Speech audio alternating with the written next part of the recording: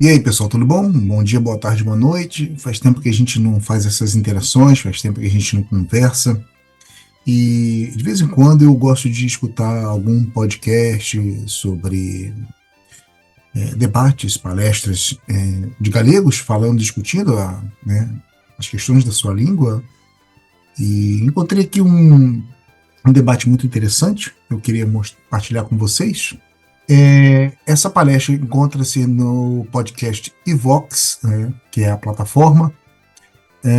O nome do programa, no caso desse podcast, é A Galiza e o Galego, e especificamente o programa é O Galego a princípios do século XX, o tempo das Irmandades. Foi uma palestra promovida no ano de 2016 pelo senhor Jesus Alonso Monteiro, né? Não é Monteiro, é Monteiro a castelhana.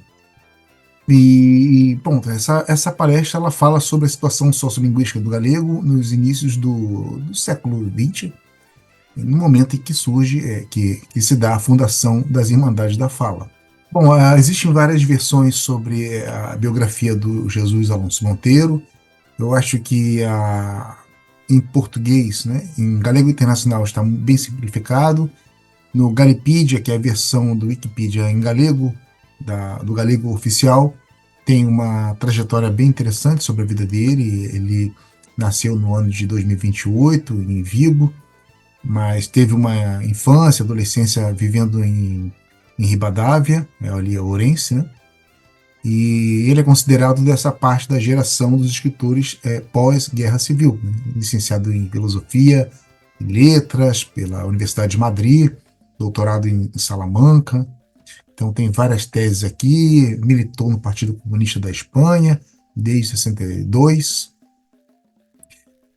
Tem uma publicação dele do ano de 68 que chama-se O Porvir da Língua Galega. Ele tem várias publicações, né, a respeito de estudos sobre escritores galegos, Rosário de Castro, Curros Henriques, Leiras Pulpeiro, Luiz Pimentel, Celso Emílio Ferreiro, Luiz Seuane, Neira Vilas, então, assim, Vicente Risco, Ramon Cabanilhas, Álvaro Cunqueiro, Lourenço Varela. Não vi nenhuma publicação dele que faça qualquer tipo de aproximação com a lusofonia. Ingressou na Real Academia Galega no ano de 1993, né? Inclusive quando ele foi presidente da Real Academia Galega, ele rejeitou qualquer tipo de acordo normativo junto com o reintegracionismo. Então ele é uma pessoa do tipo isolacionista. O galego seria uma língua própria da Galiza e não mais comungada com o português, né? E é claro que nessa palestra dele, apesar dele ser defensor do galego, ele dá algumas escorregadas falando castelhanismos.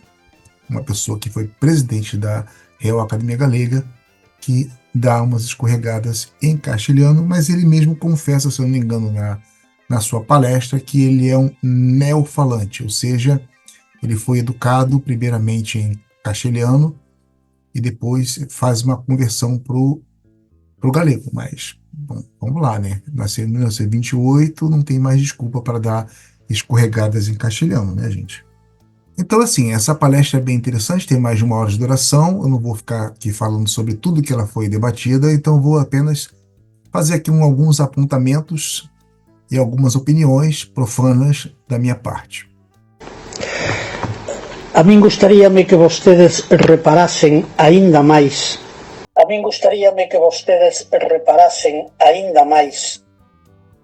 Ele já começa bem, né? Bostedes. Bom, todo mundo sabe a origem do você, que desse pronome vem de vossa mercê e acaba virando depois você. Agora, bostedes, né? Quem conhece um pouco de castelhano sabe que no castelhano tem um stede. E há quem diga que bostede é nada mais, nada menos que um decalque. Bostede é um decalque de um stede. No título da institución que o día 18 de maio cumprirá 100 anos, porque estamos falando do centenario e, como saben vostedes, as Irmandades da Fala estreáronse nun local da Real Academia Galega na Coruña o día 18 de maio do ano 1916. Pronto fará, polo tanto, 100 anos. Bom, assim, olha, Irmandades da Fala, eu acho que é um assunto bem interessante do ponto de vista de que os galegos devem entender, realmente uma retomada do pensamento que começa de um campo mais literário, mas que vai avançando ao longo das décadas para a política, para o campo político, né? E faz uma espécie de antagonismo, um meio antagonismo com a própria criação da Real Academia Galega. Se vocês escutarem bem a palestra dele, que é bem interessante, mostra que os próprios fundadores da Real Academia Galega eram todos de uma classe, de um extrato social da Galiza, na qual a língua de casa não era o galego, e sim o castelhano. A fala é a língua galega. A nosa fala é, abreviadamente, o sintagma a nosa fala convértese en a fala. Temos que defender a fala.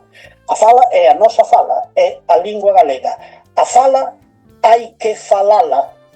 É o que estou dicindo, non é un invento meu, porque se vostedes len moitos artigos da nosa terra, que foi o voceiro das Irmandades da Fala desde o ano 16, expresións como esta que eu acabo de mencionar son frecuentes. A fala hai que falala.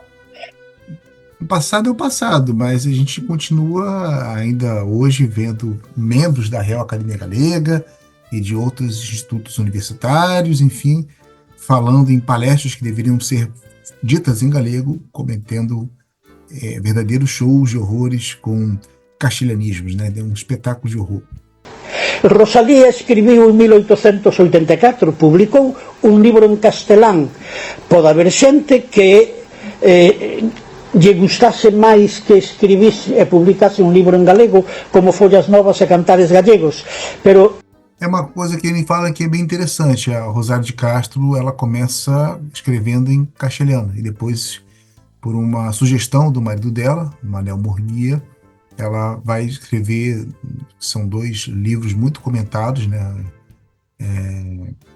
de alcance muito maior do que a própria Galiza, que foram livros que dão justamente esse adianto do que seria o ressurgimento do galego na literatura. Então ela começa a escrever em galego, mas ela também escrevia em castelhano, e muita gente não consegue perceber isso. E essa palestra, ela gira em torno disso, que o meio dela era castelhano falante, o meio familiar dela, o núcleo familiar dela era castelhano falante. Então, portanto, a língua da casa dela não era o galego, era o castelhano. Sería outra Rosalía, unha Rosalía inventada por nós. Para entender a Rosalía hai que entender a Rosalía, que no 63 publica Cantares Gallegos en galego, no 80 publica en galego Follas Novas, pero no 84 publica un libro non inferior a ningún dos 2 que acabo de mencionar en castelán. Pode non gustar a algúns dos contemporáneos e pode non gustar a algúns de nós. Cantares galegos, mas o Alonso ele fala gallegos. Pode ser que o livro esteja originalmente em castelhano, Cantares Gallegos, mas nessa altura do campeonato falar Cantares Gallegos não dá, né, Alonso?